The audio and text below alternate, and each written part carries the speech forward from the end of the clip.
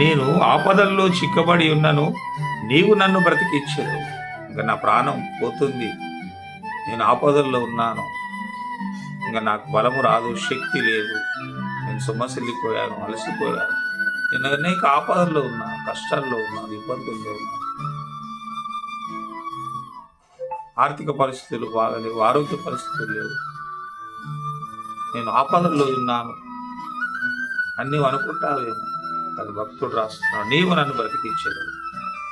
నీవు ఆపదల్లో ఉన్నాను, చిక్కుబడి ఉన్నాను, ఆపదలో చిక్కుబడి ఉన్నాను, నీవు నన్ను బ్రతికించేదవు అనే విశ్వాసం భక్తుడు. యెహోవా నా పక్షాన కార్యము సఫలం చేయు. నా పక్షంలో దేవుడు ఉన్నాడు, ఎవరు సఫలం చేయలేవు నీ కార్యాన్ని.